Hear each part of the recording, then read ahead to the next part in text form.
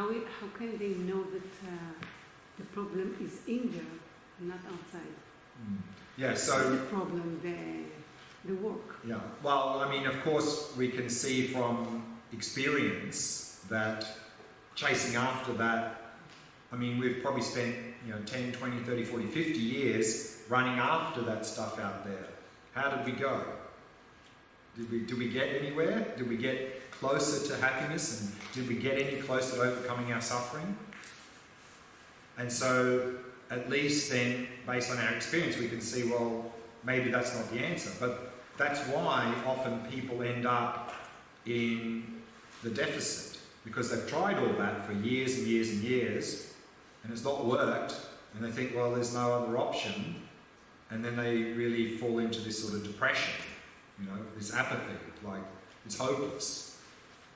So therefore, I think it's important if we can even bring in a little bit of this attentional training, a bit of mindfulness, to get them to calm the mind, because here, even that, you can get a little taste of this inner well-being, because the mind is a little bit more calm, and so then you can start to sort of maybe say, well, maybe it's not so much what's happening to us, but how we respond to what's happening to us that is the key to well-being, to make that little shift.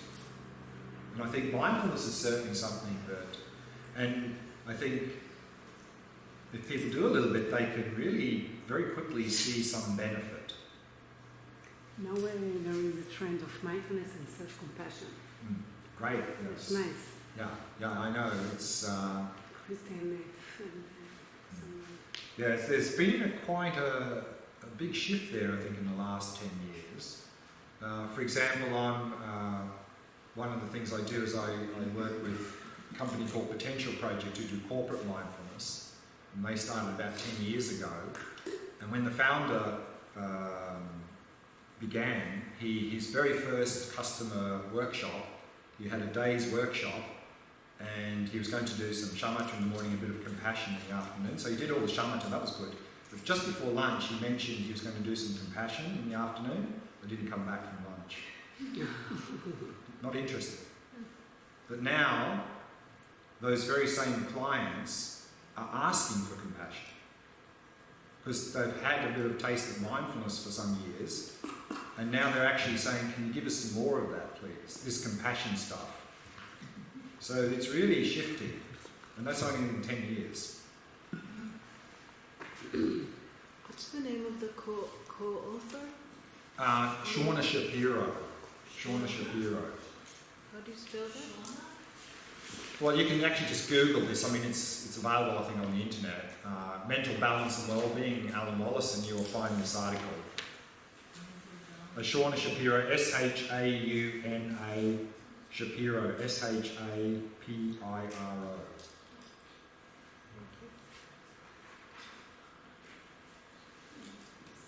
Any other questions? How do you increase, is there a certain meditation to increase contentment from what you already have? Contentment.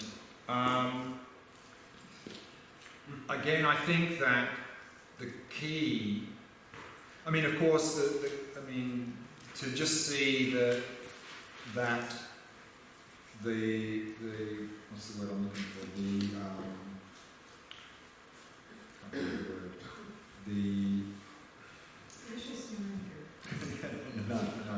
The futility of the futility. What's another futility? What's the word for futility? So you can say the sentence. Okay, the futility of chasing after pleasure out there. I mean, to really appreciate that stuff is just not going to give us happiness. So to really appreciate that, but I think the real thing is to really see that well-being is really coming from within. If we can make that shift, then contentment is. I mean, again, contentment here is contentment with respect to pleasurable things, not contentment in respect to I'm being content with where I am. I'm not going to develop myself. That sort of contentment, no. Okay, so how does it relate to relationships with people? Because we have a lot of people around us, and How does it I relate? don't, not everybody are good for us, even if it's romantic partner or if it's friends. So sometimes not all the relationships are good for us. I know I don't say it like in a Buddhist way, Sure, just sure. for us, but Sure. not to say it. Yeah. Okay? And then the question is? That some, if you have like a problem with a friend, so, Right. and so what, So what we're saying is we should never be content in trying to help that person. That's not contentment. The contentment is to understand that those people or things are never going to fully make us happy. They're not the source of our happiness. So that's the contentment. But we're not saying content though, the relationship is sort of not very good, but I'll be content with that. That's not what we're talking about.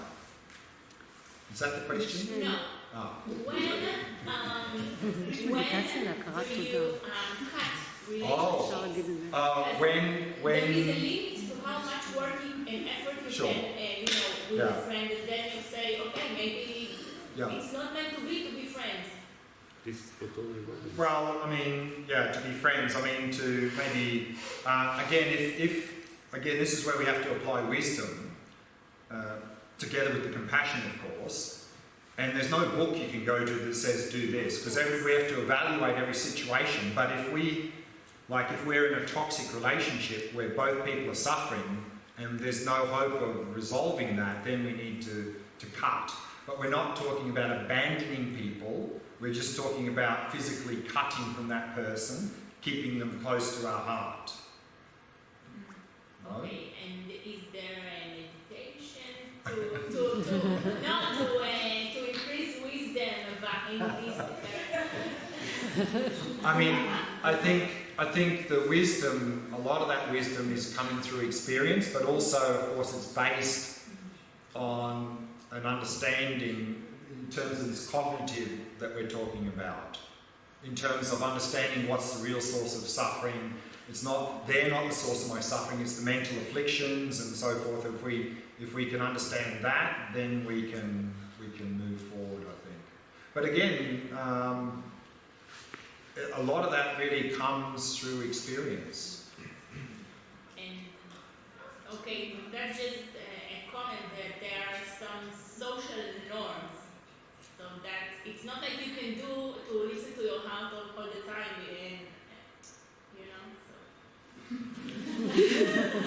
But again, we have to use wisdom. It's your norms. Yeah. No? Mm-hmm. We have to use wisdom in there, Yeah. We can't just, there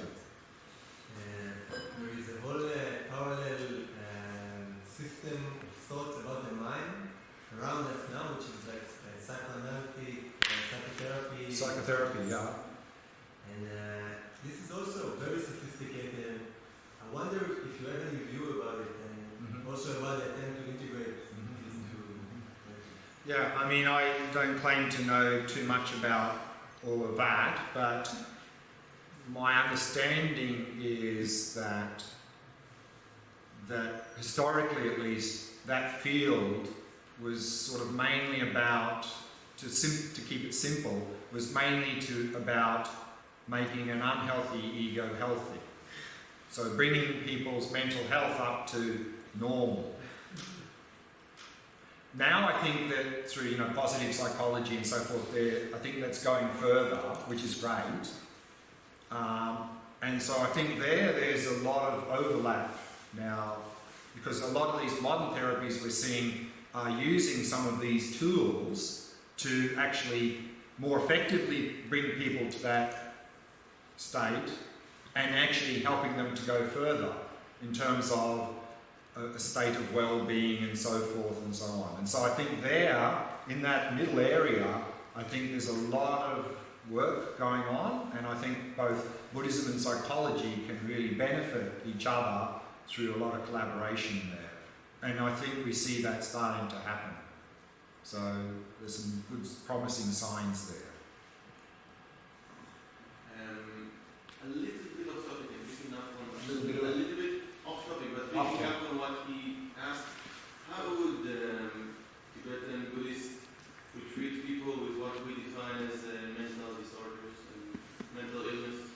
According to Buddhism, we are all mentally ill. It's just a matter of degrees. I mean, you know, now in clinical psychology, we have a certain level of mental afflictions which is normal. That's okay. But of course, that normal level still creates a lot of suffering. It's only if we're sort of below a certain level that they say, now you're mentally ill. But from a Buddhist perspective, actually, we're all mentally ill. It's just a matter of degrees. But because as long as there's mental afflictions, then we're sick, aren't we? No? We hear voices. Sorry? We all. Well, we have voices, but I mean, we all. I mean, I think that's what is really mental illness is mental imbalance, and that mental imbalance is mental afflictions. Anything that afflicts the mind imbalances it. So as long as we have those mental imbalances, then we have some illness. And so therefore, with that, I think that it's just a matter of degrees. But of course, what we can see here is that to take advantage of some of these activities to balance requires some minimum level of mental health to begin with. Because if we are too low, then no chance we're going to be able to meditate or anything. And even now, if people...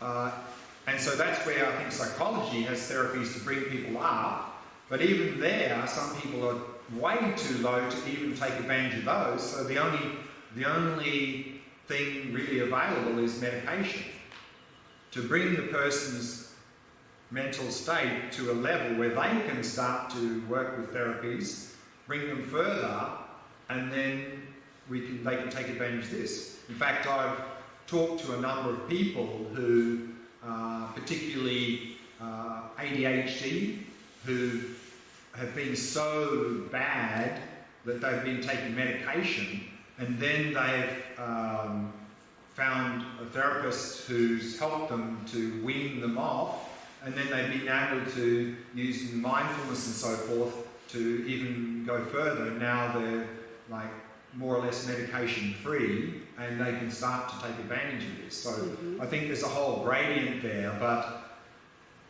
you know, I think one of the unfortunate side effects of this idea that the mind is the brain is that what's happened is often because the mind is seen as the brain or an emergent property of the brain, then mental illness has been reduced to brain imbalance, which means how to fix mental illness, we fix the balance in the brain, we give medication.